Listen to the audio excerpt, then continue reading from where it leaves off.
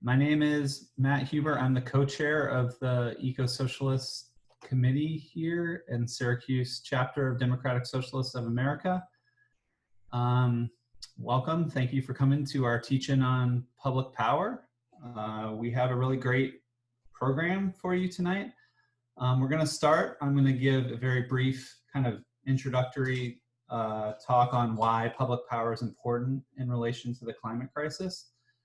And then we're going to move on to Jessica from Alliance for a Green Economy, who will give us a real sort of energy electricity 101 that sort of teaches us about the electric system and its various inequities. And then we will go on to Gustavo from New York City DSA, who is going to introduce us to the Public Power Coalition at the statewide level, New York State, and talk about how our campaign in New York State for public power fits in with the Green New Deal and larger global struggles for climate justice. Okay, so I'm going to very briefly talk about why public power, and particularly talk about it in relation to the climate crisis, because if you know anything about the climate crisis, you probably know that things are really dire and we don't have a whole lot of time to solve the climate crisis. The Intergovernmental Panel on Climate Change a couple years ago, their report said we basically have about 10 years to implement, these are their words, rapid, far-reaching, and unprecedented changes in all aspects of society. And so that probably sounds kind of scary and daunting and unwieldy, and we think it's about changing everything in our lives, which is true. But what I want to get across today is that actually the process of what scientists call decarbonization, that is moving away from carbon fuels or fossil fuels towards alternative, renewable, zero carbon energies, I'm going to try to argue it's actually really simple. If you follow what the energy scholars are saying needs to happen, it's actually remarkably simple, and it basically hinges on one strategy that people have identified as electrify everything. And what that means is what we have to do first is clean up the current electricity system, which we currently have an electricity system which burns coal and natural gas and sometimes a little bit of oil. Basically, it burns fossil fuels sometimes to create a big bulk of our electricity. So the first thing we need to do is clean up that electric power system towards renewables and clean energy sources. And then the second step is, like I said, electrify everything else that doesn't currently run on electricity. So the first thing you might think of is electric cars, right? That's a way in which we can electrify a transportation sector that currently runs on liquid oil fuels. And we change that to batteries and we charge our batteries. And now we've electrified transport. But a more beneficial thing to think about is about changing over to electrified mass public transit as a way to transition the transportation sector to now clean, renewable electricity that since we cleaned it up to begin with, right? And so, but you can also think if you have a furnace in your house, a natural gas furnace, we could replace that with an a super efficient electric heat pump. But more importantly, industry, like factories, they use a whole lot of fossil fuels. And so we might want to electrify a lot of the things they use fossil fuels for. So if we, again, clean up the electricity system, and then we electrify everything, we've really solved a lot of our problem right there. And so what I'm trying to say is, like, all that needs to happen through only one sector in the economy, the electric power sector. And so that's what I mean. This, I think, should give us some sort of hope, because it really is that simple. Now, here's the problem that we're going to talk about tonight, is that sector, that one sector is, in our country at least, largely controlled by for-profit private entities, utilities, that basically organize the production of electricity for profit. In our country, 72% of the electricity consumers use in this country is provisioned by for-profit investor-owned utilities. That means they are investors seeking to make profits off the production of electricity. And I want to point out that this is a policy choice that we made. You know, we chose to hand over our electric utility infrastructure to private for-profit investor-owned utilities. We didn't make that choice with our water utilities, right? For the most part, those are run by public, not-for-profit entities. And so that was just a choice we made. But what I want to say is that that choice has basically created a situation where the investor-owned utility sector, it has a profit interest in preventing this clean energy transition we need to electrify everything and decarbonize. So there's so many examples, like in Arizona, the private utility there basically spent millions of dollars to elect some of their friends into the regulatory commission there to pass laws and change the policies that made it basically impossible for the solar energy to even operate in the state of Arizona. In Michigan, for instance, a utility had invested in natural gas pipeline infrastructure. And so they had a profit interest in blocking solar and wind energy from the grid.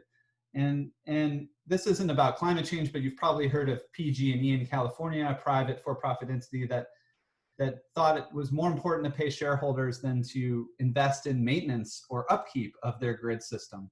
And so therefore, that lack of, that negligence in the grid has most people think caused fires and massive destruction in California.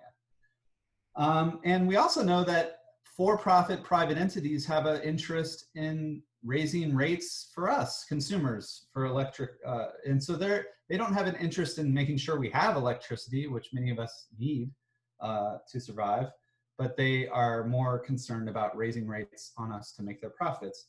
And actually, Jessica dug up this data, National Grid, our local private utility, just in the month of October last year, shut off power to nearly 4,000 households in just 1 month. And you can imagine with COVID and the economic fallout from it, how when they are allowed to, how they might do that again. So this is what public power is about. It's about taking control away from this class, this capitalist class of private people that run the electric power system for profit, and saying that we have a public emergency here called climate change, and we need to take this whole sector, just one sector again, we need to take it under public ownership and guide it towards mass, rapid decarbonization. And that's really our only chance to deal with this crisis, is to take away the profit motive from this sector and guide it towards a system where their main priority would be decarbonization. And again, we've done this in the past, you know, like when the early American history, when cities were struggling with a public mass emergency of pollution and waterborne illness and disease in the cities, they declared, well, we have to intervene with a public solution of water sanitation, wastewater treatment plants, you know, huge amounts of public investment to deal with this larger public crisis.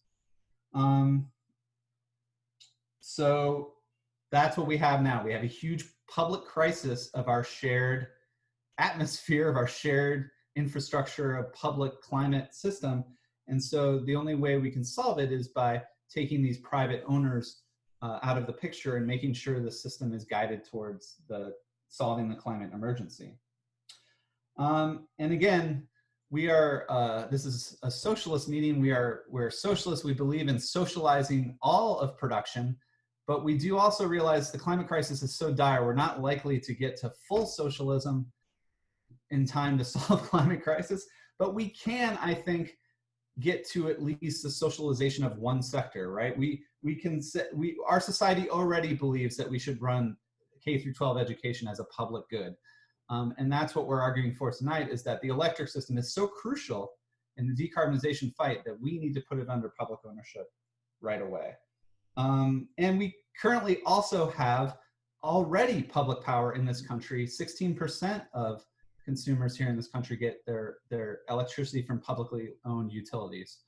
So, and the other thing we know is that public power is cheaper on the most part. So there's a larger kind of working class interest in transferring to public power, because it's going to make cheaper bills for everyone. People are going to be able to afford all their other rent and bills and food and other things more effectively.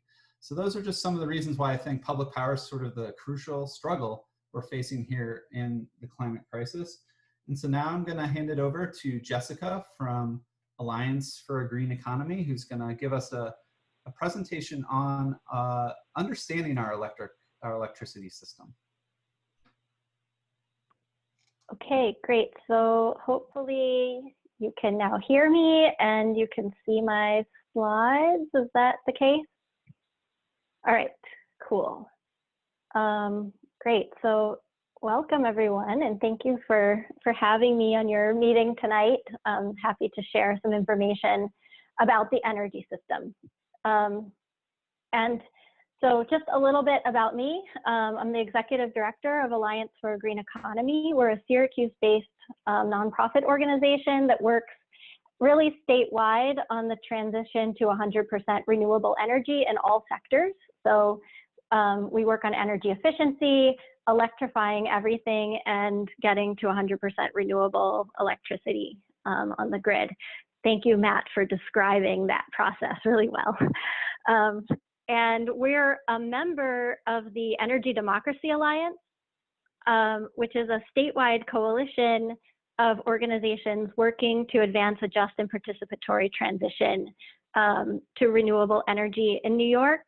And this presentation was developed with the Energy Democracy Alliance, and it's part of our Energy 101 toolbox, which is meant to further the democratization of the energy system by democratizing information about the energy system as one of the steps. And this is one of the units in the toolbox, and there are others. And so, you know, we're happy to do further trainings. I'm going to do a rapid fire version of the Utility 101 training.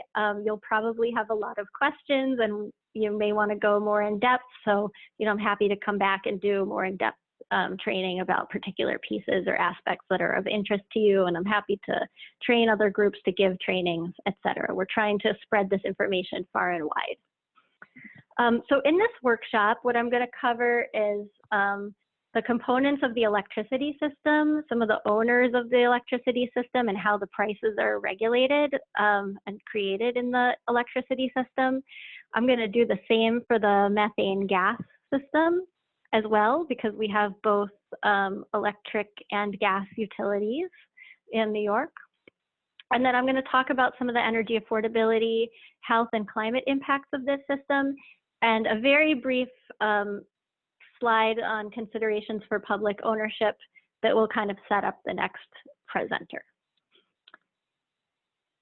So we've done a little bit of warming up, thank you, Matt, on kind of how we use energy in our daily life, just to get us starting to think about how we use energy, why we need these utility companies, or why we need utilities, whoever owns them, and you know, the important role that they play in our lives.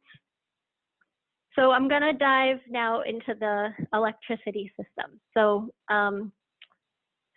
this is a little bit simplified, but generally how electricity gets to your house. So most of the electricity in New York is generated in pretty large power generating facilities. These are called merchant generators.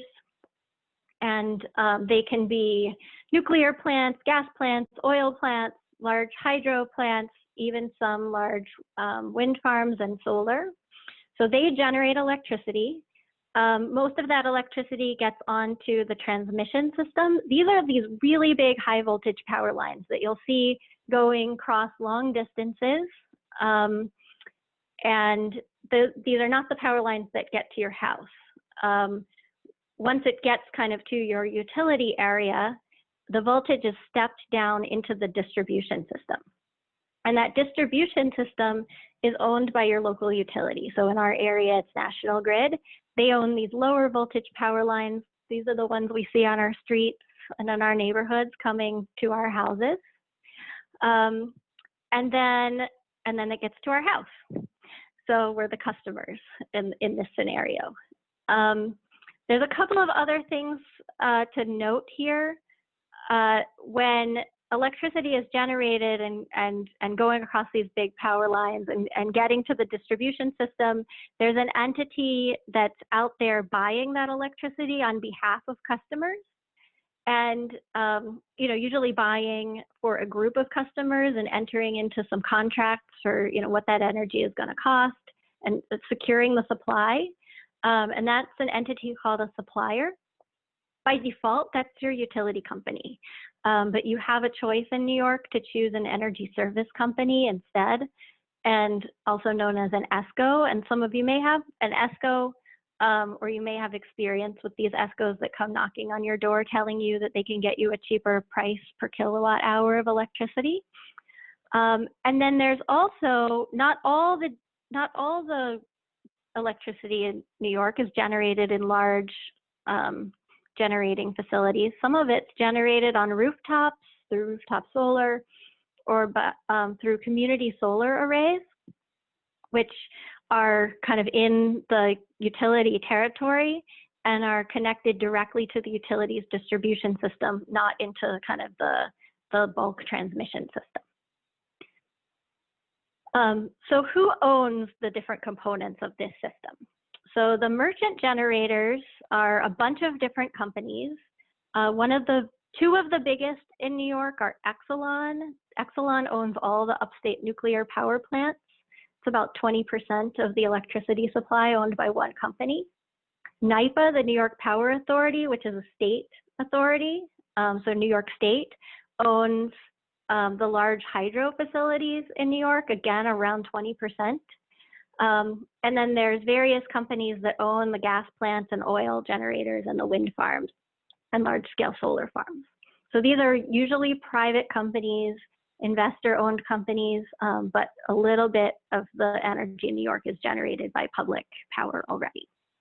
And then the transmission system, a portion of it, I think it's 20 or 30%, is owned by the New York Power Authority. And then there's private companies that own the rest of the transmission lines, like Transco. There's a bunch of them that that are in the business of building the big transmission. In our area, the distribution utility, the one that hooks to our houses and that we pay bills to, that's National Grid. So they have a monopoly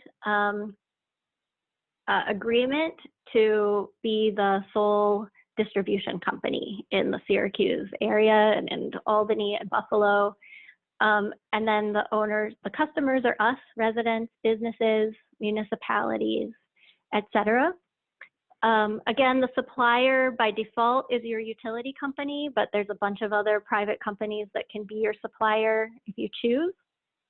Not recommended, by the way. And then there are these community solar arrays that are owned by private companies for the most part as well, but often smaller companies. And then some of the distributed solar is owned by residents themselves. Those of us who have solar on our roofs often own that array. So that's the ownership structure of all these different components of the system. So just a quick note about the New York energy mix in the electricity sector. This is actually as of 2 years ago, I think now, so it's a little bit dated, but the data comes out a little delayed. So there was a tiny bit of coal. Actually, New York closed its last coal plant this year, so we don't have any more coal generation in New York. You can see that natural gas is a huge portion, 33%, a little bit of oil, that petroleum, again, about 30% renewable electricity, and then 36%, and this includes imports as well, was nuclear power. And that will probably go down because this year, the one reactor at the Indian Point generating station near New York City shut down. So that is changing. We're shutting down some nuclear power plants while subsidizing others. And it's important also to know that the upstate mix is different from the downstate mix, and there are some transmission constraints in the Albany area that kind of prevent all the electricity from being fully shared between downstate and upstate. So it's kind of important to know about the energy mix on different sides of that transmission constraint.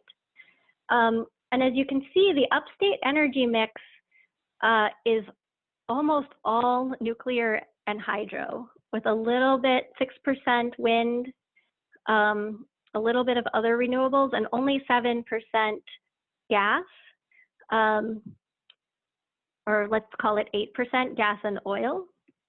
So we, in the upstate, you know, our electricity mix is really different from the downstate mix, and there's a lot of talk about what to do about that and what to do about transmission constraints and all of that. But it's just important to know where our energy is coming from upstate. So as we think about public power and as we think about kind of how to think about taking over different aspects of the system, it's important to know that there are actually two different energy markets in New York for electricity, and they are run very differently and they deal with different parts of the system. So there's the supply market, also known as the wholesale market, which deals with generation, the actual generation of electricity itself, and the large transmission to get it to the distribution system is one market with its own rules and regulations and ways that prices are set. And then there's the distribution system, which isn't about generating electricity, it's about getting electricity to your house or to your business and providing you customer service and billing you for electricity and a lot of other things that the utility does, but it's not really about electricity itself, the generation. It's about moving the electricity around and providing you customer service. And that's known as the distribution system, and that has its own regulators and its own way that prices are set. And it's important to know that as we think about taking over different parts of this system. And if you look at your national grid bill, if you happen to have one, I know not everybody pays a electricity bill. Some people pay for electricity through their rent, or live in a household where somebody else pays the bill. But if you look at your national grid bill, and I've got a link in the presentation, a tiny URL for a sample bill if you want to look, you'll actually see when you pay for electricity, there's two different areas of charges. You'll see supply charges and you'll see distribution charges on your bill completely separately. And that's because they're two different markets with different owners and regulators. And when you're paying the supply charges on your bill, you're paying for the actual electricity generation itself. And when you pay the distribution charges, you're paying your local utility for the power lines and the customer service that it provides. So I'm going to dig in a little bit on how those prices are set. So on the supply side, also known as the wholesale market, it's a competitive market. And those generators, those merchant generators that generate that electricity, they are competing with each other and trying to, be the ones to sell into the market. And the way it's determined who's generating and the prices are a couple different ways. There's some contract directly between suppliers and generators, so directly between the utility or your ESCO and the generators, some kind of contract that sets the price.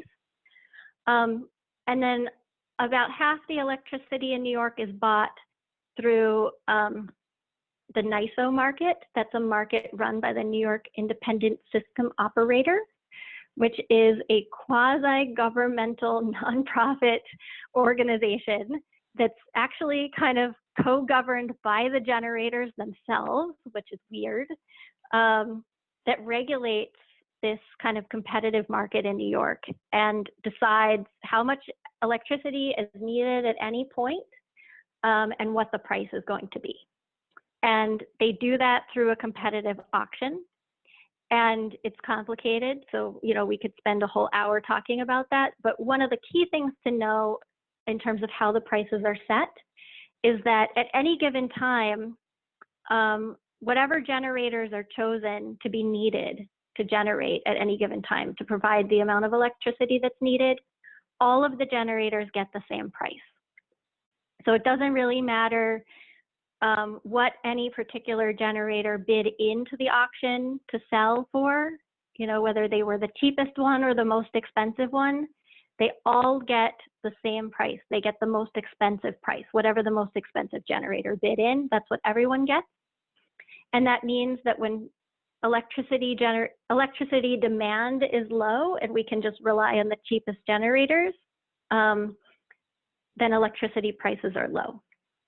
And when demand is high and we need some of the most expensive generators, like when everyone has their air conditioners on in the summer, the cost of electricity goes way up because we're not just paying the expensive price to the expensive generators, we're paying the expensive price to all the generators, whoever's generating at that hour. The other part of the prices for supply include capacity prices, which is a payment that the NYS makes to keep generators around in case they're needed for those times of a high electricity use. So NYS runs that market, but they're also responsible for making sure there's enough generation just around plugged into the system for those peak times, the highest need times of the year. And most of the time we don't need those generators, but we have to pay them to stick around. So again, high energy use leads to higher prices across the board. So that's how the supply charges and the supply markets are run and how those prices are set. On the distribution side, and you'll find this in the distribution part of your electricity bill, it's not a competitive market. It's a regulated market, and there are no companies competing with each other because our distribution utilities like National Grid are monopolies.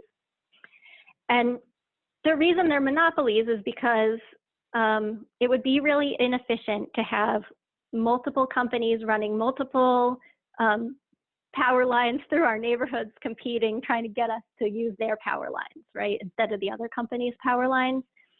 The power lines are expensive. They use public rights of way. It kind of makes sense to just have one distribution system. And in return for the monopoly status that they have, they're regulated by the Public Service Commission. The Public Service Commission is a state agency. It has 5 commissioners, 5 decision makers who regulate the rates of the utilities and all the activities of the utilities. They're appointed by Governor Cuomo. And they basically get to tell the utilities make proposals for how much they want to charge. And the regulators, the Public Service Commission, gets to tell them what rates they can actually charge. And the process by which that's determined is called a rate case. And the rate case happens when a utility wants to change their rates. So if National Grid wants to change its rates, it makes a proposal to the Public Service Commission. That starts a rate case. Public can intervene in these cases and oppose the rate hike and put on their own evidentiary case. Often there's negotiations involved with the utility, and in the end is spit out a rate. And the rate's determined by first the utility getting approved for a certain pot of money that it needs in order, quote unquote needs, that the regulators determine it needs to run the system. It's a huge pot of money. This is what the utility needs to, you know, upgrade its system or maintain its system or have its billing systems or whatever. So it's a specific pot of money. It includes a guaranteed rate of return for the shareholders of the utility, because most of the time it's a for-profit investor-owned utility. And then how the customers get charged, how each customer gets charged, it's their portion of that revenue requirement, that pot of money, is determined through something called rate design. So different kinds of customers are charged differently.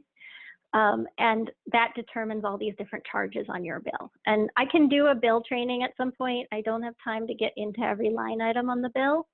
But what's important to know here is that once the Public Service Commission determines how much money the utility is entitled to collect from customers in any given year, the utility, no matter how much energy it sells, no matter what kind of happens out there, whether people are saving energy through efficiency or the weather is warmer or cooler than normal, the utility gets that money and it charges it through different mechanisms on the bill.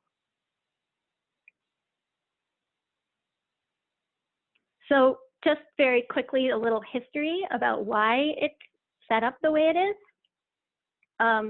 In the 1890s, electric utilities were not monopolies. They were competing with each other, but they were starting to buy each other up and consolidating and becoming monopolies. And there was a lot of concern about that, and progressives began trying to figure out how to check their power, and there was a lot of talk about taking them over and making public utilities and having municipalities take that on. So the industry got savvy, and this guy, Samuel Insull, who was an industry executive and head of a utility trade association, made an argument for public regulation instead. And he made this theory that government protection of the utility monopoly status would be worth giving authorities control over utility rates. And he had this brilliant argument that that would be really good for customers and utilities at the same time, because by allowing the utility to always get its money and not have any risk and have a guaranteed rate of return, that would create stability. It would keep that rate of return low, keep interest rates low, and that would in turn lower rates for customers. And the utility regulators have really bought into that ideology, and you can really see it still today in how regulators talk about their role as regulators. It's not just about protecting customers. It's really about making sure the utility doesn't seem like a risky investment. They really believe that by creating stability and making sure the utilities always kind of get their money and have this guaranteed profit, that is good for customers because it keeps the cost of capital low. But what we've seen is that rates just keep going up and up and up. So I've just filled your head with like a lot of information. I'm just going to take a breath here, give you a moment to breathe. All right, the gas system. So very quickly, not everybody heats with gas and electricity, in New York, but most people do. So about 4.4 million New York households are using gas for their heat. But there are people who use electricity. There's also people who use fuel oil or kerosene or propane, and there's a small amount that use wood for their heat as well. But most of it is gas. So for those of us who use gas, here's how methane gas gets to your house so that you can burn it in your furnace. First, gas is extracted from the earth, most of the time through a process called hydrofracking, which is a very industrial, intensive process of putting unknown but toxic liquids into the ground and breaking up the shale and then extracting water and gas and all this toxic crap up from the earth. And this process is so dangerous to human health and the environment that New York banned it. But that hasn't stopped New York from still using a lot of gas. And we've actually been increasing the amount of gas that we're using for heating in New York, even though we've been decreasing the amount of gas that we've been using for electricity generation. So the fracking companies do that. Then it gets from the extraction onto this interstate transmission, these big transmission pipelines that bring it to your distribution utility, again, in our case, National Grid, and it goes into these smaller distribution pipelines and it gets to your house. So who owns the different components of this system? So there's these, fracking companies, Cabot Oil and Gas Company. There's a bunch of different fracking companies that extract it from the ground. The transmission owners are also private. There's Dominion Energy. There's tons of just private transmission companies. Iroquois Company in New York that own these interstate pipelines. Then the company that owns our distribution system in the Syracuse area is National Grid. And then it gets to the customers who again are us, the residents, businesses, municipalities, et cetera.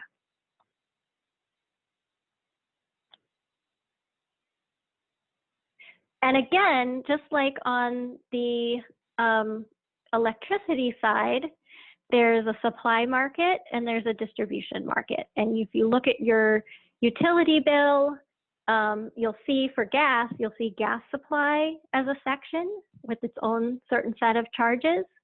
And you'll see the gas distribution section with its own set of charges.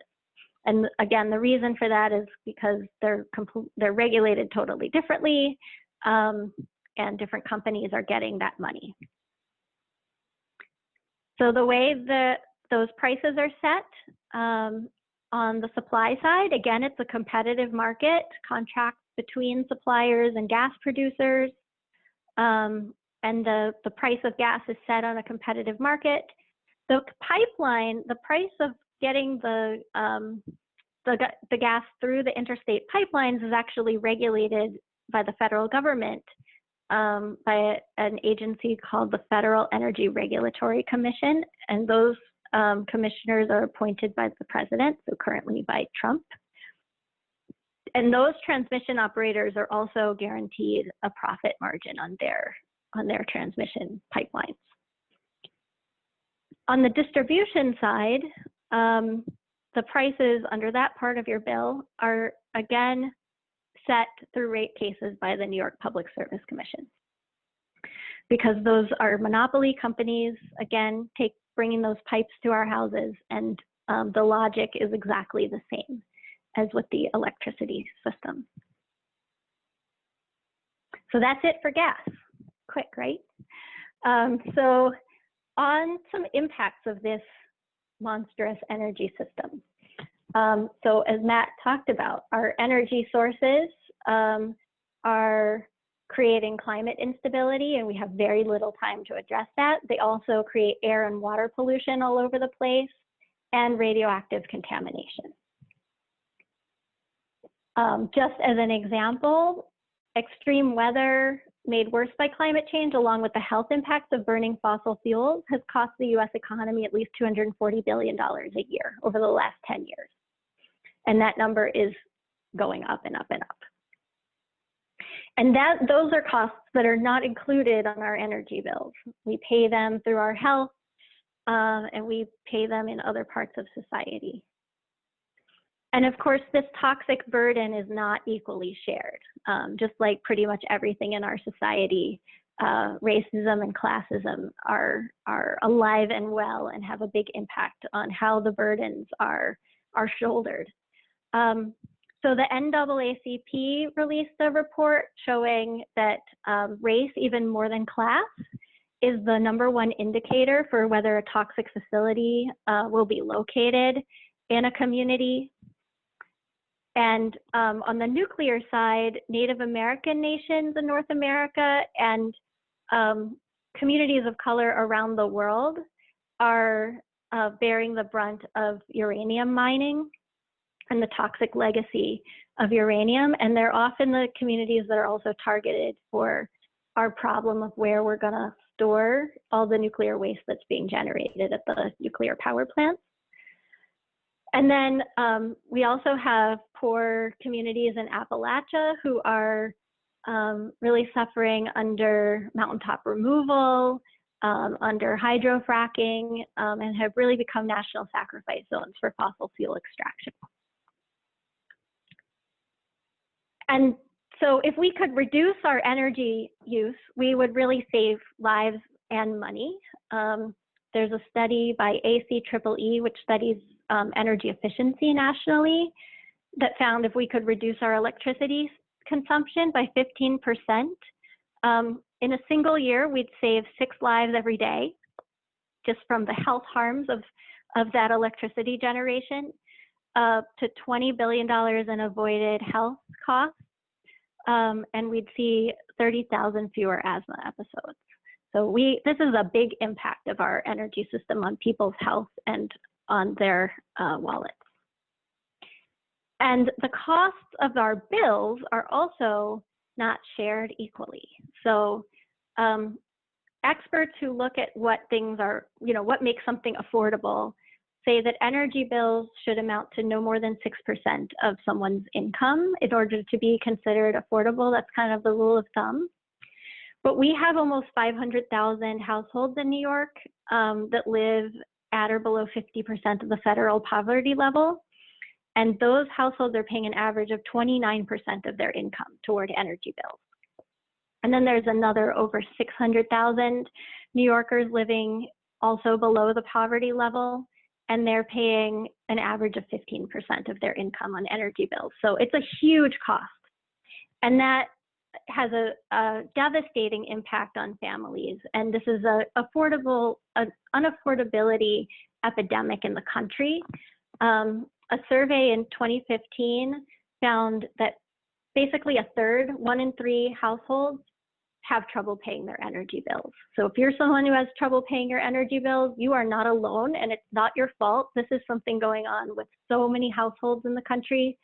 And what that survey found was that 11% of households are keeping their homes at unhealthy or unsafe temperatures because they can't afford an adequate amount of energy. 14% had received a disconnection notice, so we're living with the stress of that and the fear of that, and the energy insecurity. And 22% of households were reducing or forgoing basic necessities such as food or medicine in order to pay their energy bill. There are also studies showing that loss of utility service is a primary reason for homelessness, especially for families with children. And they're also a common reason why children are removed from a home by social agencies. So this has a huge devastating impact on people when the bills are not affordable. And Matt talked about the shutoffs in New York from October. So you can see here, National Grid, in October, almost 200,000 households, residential households being more than 60 days or more behind on their bills, owing almost $200 million collectively to the utility, 82,000 disconnection notices going out. I mean, that's just so many disconnection notices going out to households. And it's not getting better. I today just pulled the most recent numbers from June, and I compared them to the October numbers. So we have more households going 60 days or more in arrears, a lot more money, a lot more utility debt.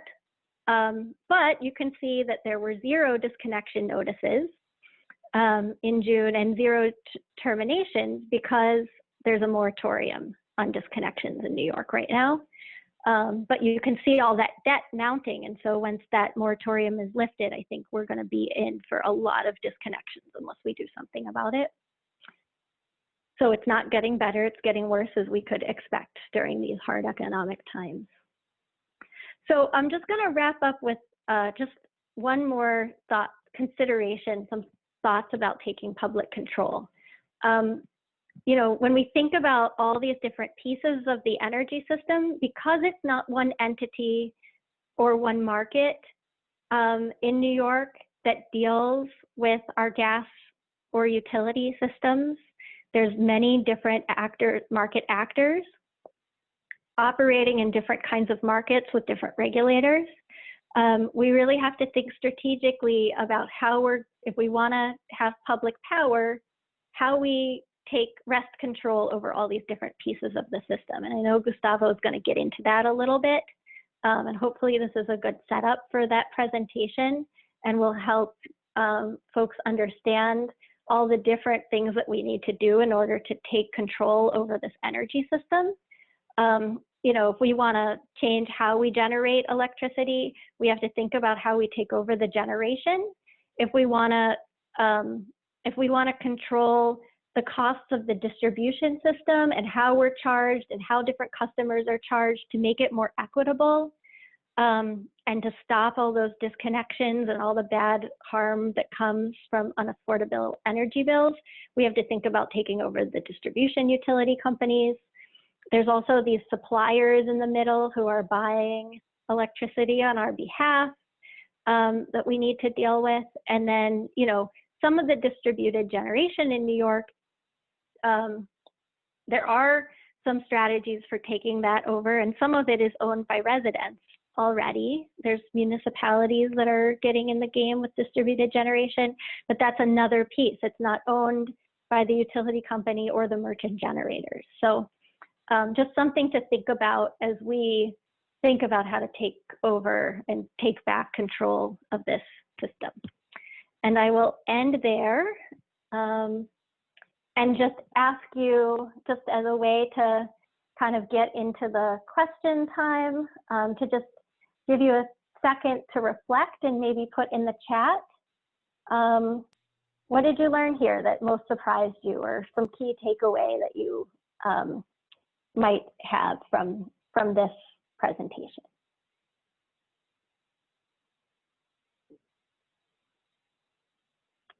And I will, while you're doing that, just very quickly share my contact information is here on this slide. You can anytime contact me about giving this presentation or any presentation about the energy system. I'm also happy to teach you to give this presentation if you've got a passion for it. And, you know, or if you have any questions that aren't able to be answered during the Q&A time. Thank you so much, and Jessica. With that, I will stop sharing my screen so I Yeah. can see the chat and we can take questions. That was amazing. Thank you so much, Jessica. We are gonna pause now and time. So thank you so much, Jessica, for that. And we're gonna move on to You're welcome. Gustavo, who's going to talk about the statewide coalition and DSA's role in all this. So I'm gonna share my screen, which contains Gustavo's presentation. All right.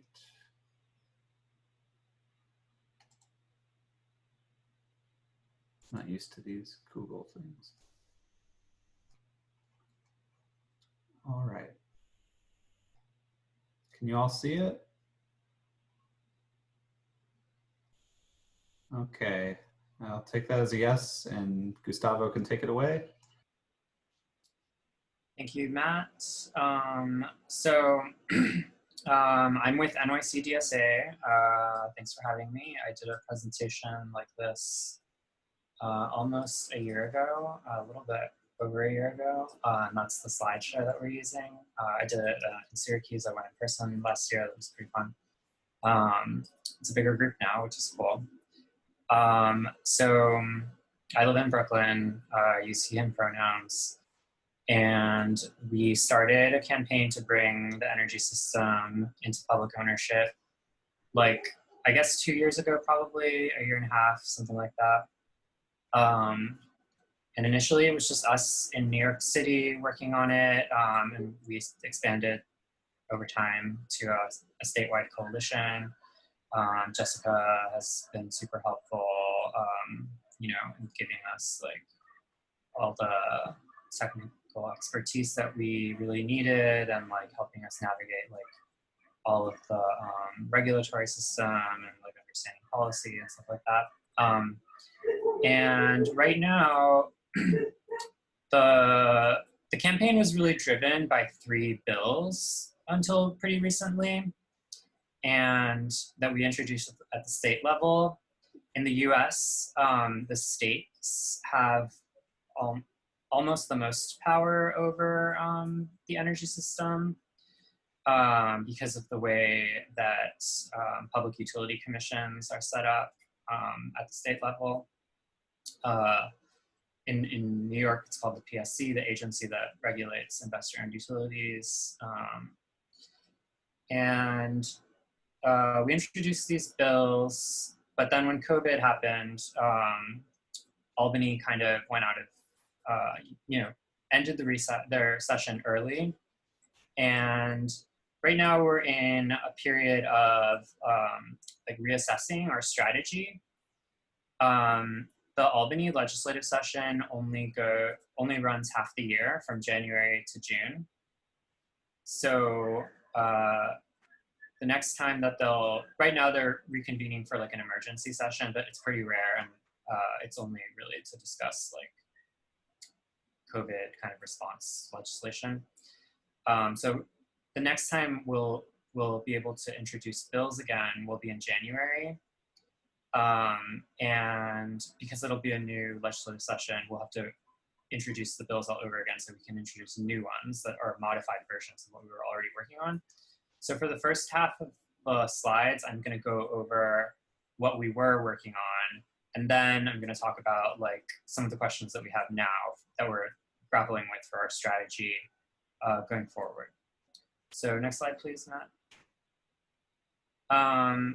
So we had 3 bills, and to simplify things, we were mainly looking at 2 major parts of the energy system, which are generation and distribution. And as Jessica was mentioning, the generation, because New York State has a deregulated market, what that means, that happened in like the 90s, I think. It was a push by Enron to add all of these middlemen that some of you were talking about to the energy market. And so that kind of fragmented the market. And in New York, our generation, mainly like the plants that produce the energy, are controlled by one set of companies, and the distribution, which is the grid, all the wires, just like distribution lines, and sometimes transmission lines, those are controlled by another set of companies. That's not the case in every state. In most states, utilities own everything.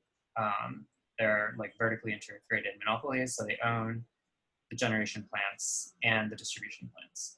Because we have multiple parts to our energy system, we had a bill to address like bringing those different parts of the system into public ownership. So that's why we have 3 bills.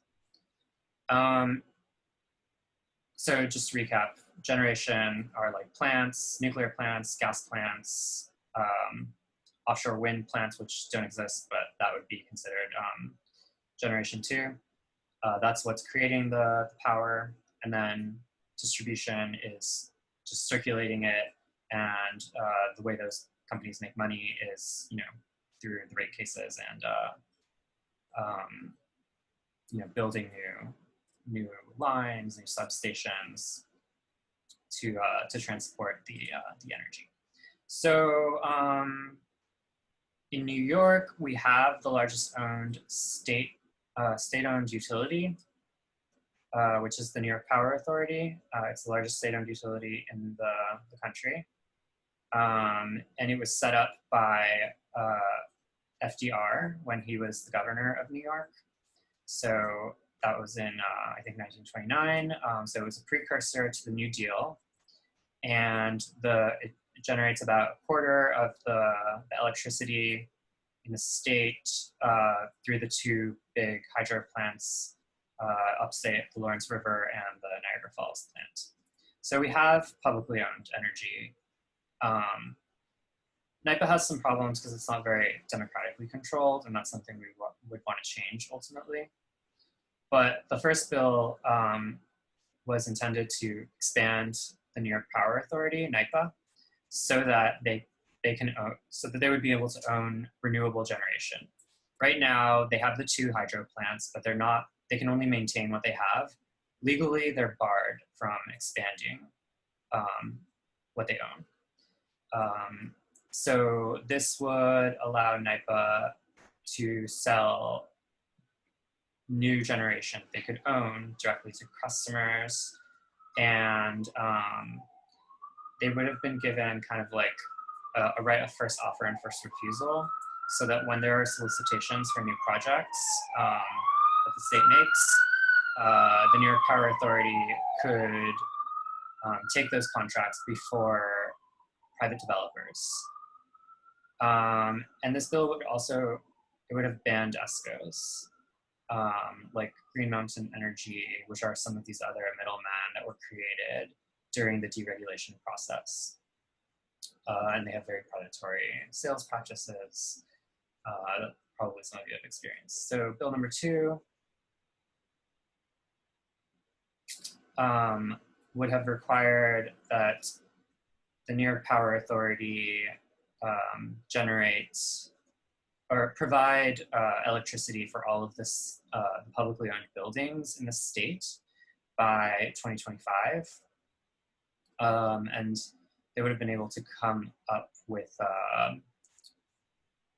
they'd be mandated to come up with a roadmap to do that. Similarly to how SUNY has been ordered to do, basically, to decarbonize SUNY, the State University of New York. And basically, this would have created the demand for the renewable energy that NYPA would control.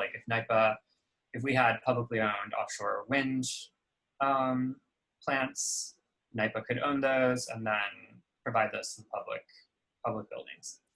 And then bill number 3, next slide please, was the largest bill, which would have been, the bill that we introduced was called a Downstate Power Authority. So it would have taken over, it would have created a new public authority called the Downstate Power Authority, and they would have been mandated to buy out Con Edison, which is our investor-owned distribution utility, and National Grid, which also covers New York City and Westchester. And it would have created a publicly owned distribution utility. So we would have a publicly owned distribution utility and also another publicly owned utility that would own generation.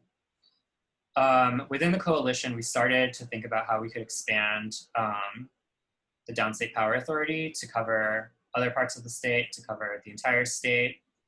And we never really finalized a lot of the questions that we had about that.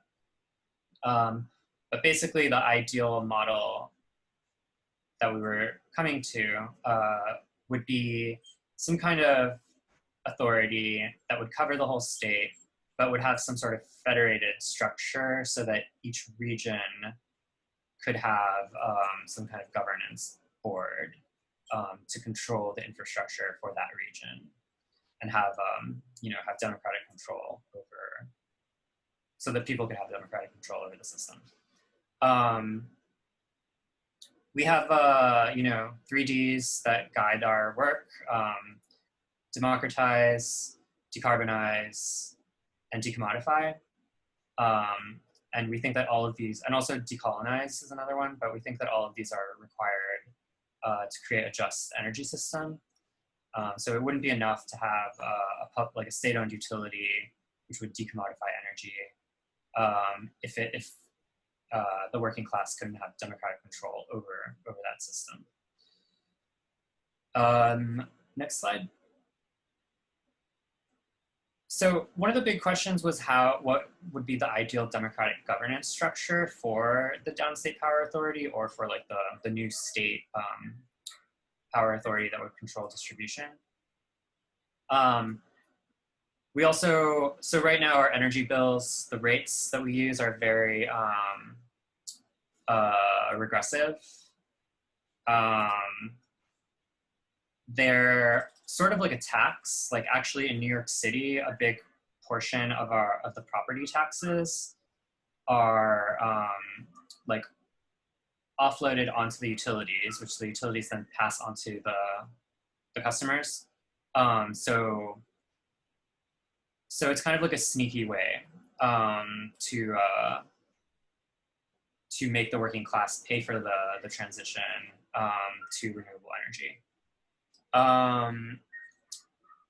I'll go through, so one of the things one of the requirements in the Downstate Power Authority bill that we introduced was that we have progressive rates in the new authority, so that people who make more money pay more for their energy bills. and if you're low income, you don't pay that much.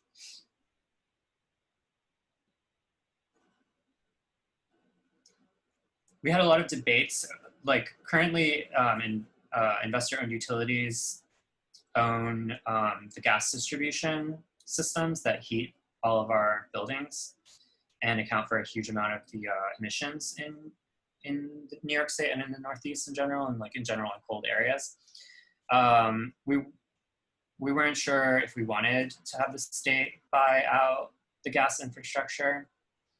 In the end, we decided that we should, so that we can decommission it more rapidly and also provide a just transition for the workers. And so the questions for the governance structure were like, we wanted an elected board, but we were wondering if like we should have a set number of seats reserved for the union of the utility workers, who are generally pretty opposed to bringing utilities into public ownership, or whether like we could also have seats reserved like for environmental justice groups, different civil society reps. Next slide. So Nebraska, I think Matt mentioned that many, there are already publicly owned utilities all over the US. Nebraska's, the entire state is serviced by public power. These are all almost entirely vestiges of the New Deal and the 40s. And the last time that there were like major socialist working class movements contesting for power and winning it. So Nebraska has an elected board, directly elected by the citizens, 11 seats, and monthly live stream meetings. That was kind of like the least democratic of all of the models we saw. Next slide, please. SMUD is the Sacramento Municipal Utility District. People really like SMUD. They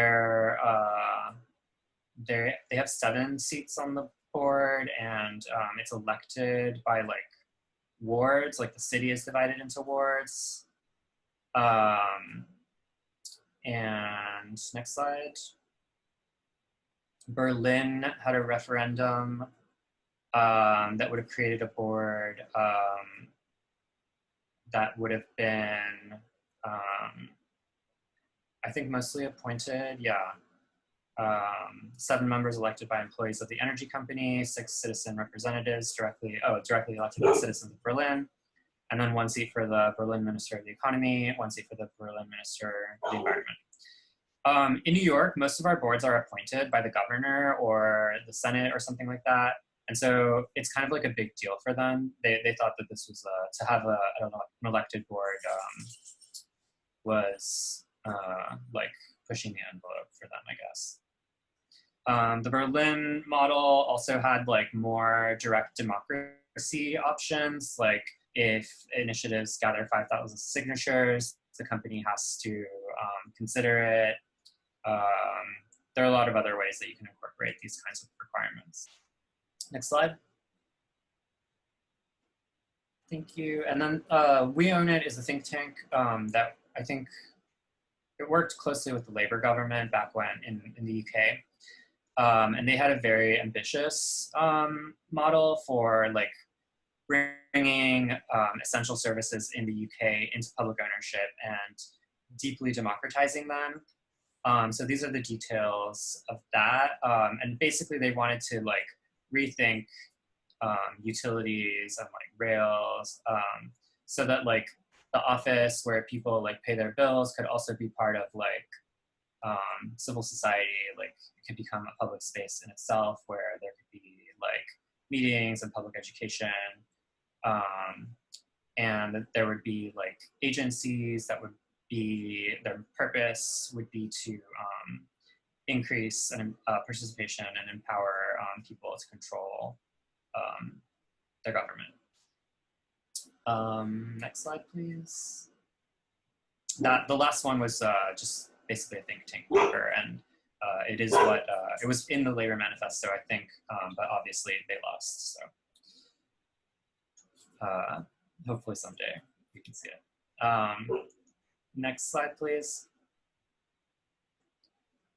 So you know, our campaign was really focused on the energy system, and now we're in a very different political context.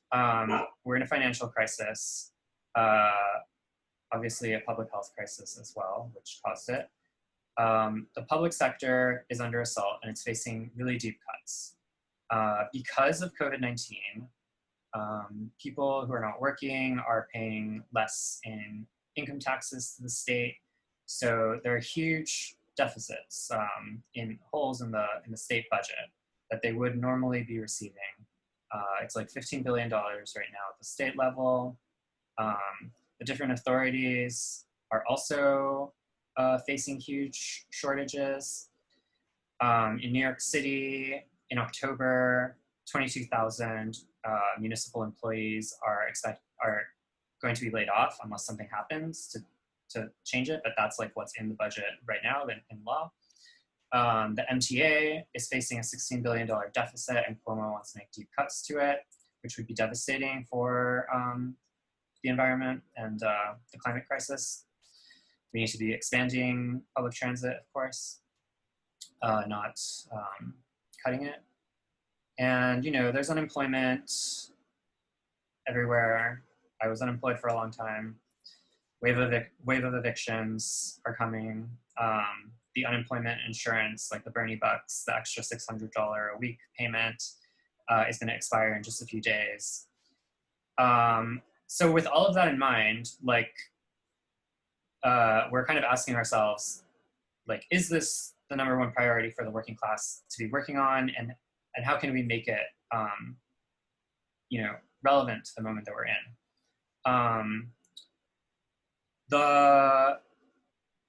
So we're having those debates right now, and you all should too. I'm on the National Green New Deal Committee in DSA. We're all thinking about how the federal elections in November are going to potentially change what's most strategic to work on.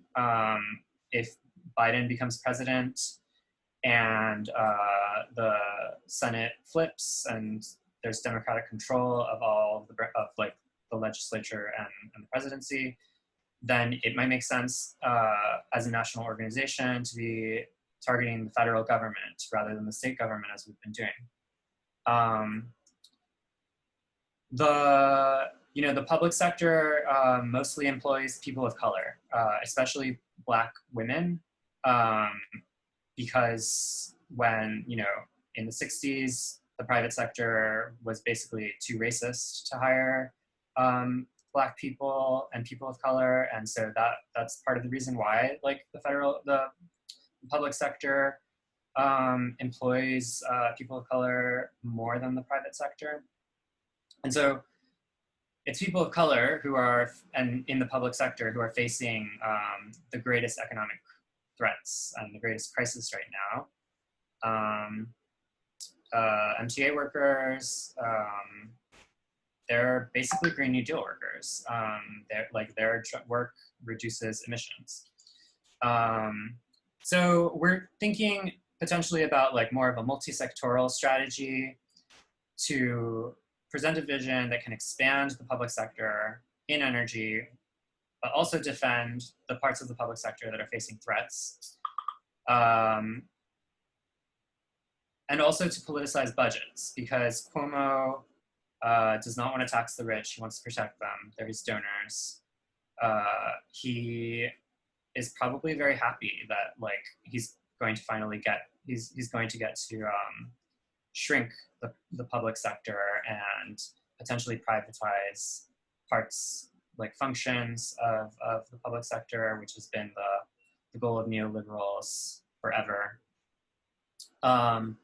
So, you know, one idea that we have is to rethink the New York Power Authority expansion bill to be much more framed much more as a jobs program, so that we can be using NYPA to create union, public sector jobs, building renewable energy generation, but also like retrofitting buildings to be energy efficient, which NYPA has a lot of expertise in. And I think we're thinking a lot about the largest bill to bring investor-owned utilities into public ownership, whether that would be like something that we work on now or defer to the 2022 election when Cuomo is getting primaried, probably. Cuomo has the governor has the most power to enact all of these bills. So we really need a lot more power to be able to take over Con Ed and National Grid and NYSEG, et cetera, and RG&E. The good news is that we're winning it already. Like probably all four of the NYC DSA endorsed candidates are going to win. I think tonight I learned that it looks like Farah has won and Marcella won, so that's amazing. We're gonna have socialists in Albany. But you know, we have to think about just what are our demands. Next slide, and I'm gonna wrap up pretty soon. The basic political theory is that like we're driving under is that we can only bring these changes using an outsider strategy. Lobbying alone will not be enough. We really have to create a crisis for the capitalist class to extract the kinds of concessions that can really redistribute wealth and power in the state and in the country. We can't be, you know, precious about maintaining access to politicians and maintaining relationships. It's only through class conflict and really direct confrontation that we can really confronting power, and especially at the point of production, potentially. That's really the only way that we can win a lot of our goals. We're thinking that maybe, you know, when schools are attempted to be reopened, that could be another major point of class confrontation. You know, if teachers refuse to work because of the unsafe conditions, or students refuse to go to school. I think I'll just end up with one point that, you know, we allow for-profit corporations to control our energy grid. They prioritize profit over everything else, as corporations do. They are not maintaining the grid. In New York, last year we had tons of blackouts because Con Ed has not been maintaining the grid so that it can pay its shareholders like over $1 billion every year. Actually, sorry, like $850 million last year. It paid in shareholder dividends. The dividends that they're paying to their shareholders are coming from our monthly bills. It's a direct wealth transfer from the working class to the capitalist class. And you know, recently, like we've all been kind of preparing, like in New York, like so that we could be able to act whenever Con Ed, like whenever there are new blackouts. And I was always like a little skeptical that we would encounter actually problems again this summer, because like, I don't know, I thought it was maybe just a one-time thing. But like this year already, yesterday, Con Ed, our investor-owned utility, had to ask like over 100,000 people in Queens to not use their AC yesterday on the hottest day of the summer because the grid couldn't handle it. So, you know, these are some of the problems that we encounter. We're going to keep encountering them as the climate crisis accelerates, and that's why we really need to socialize our essential services.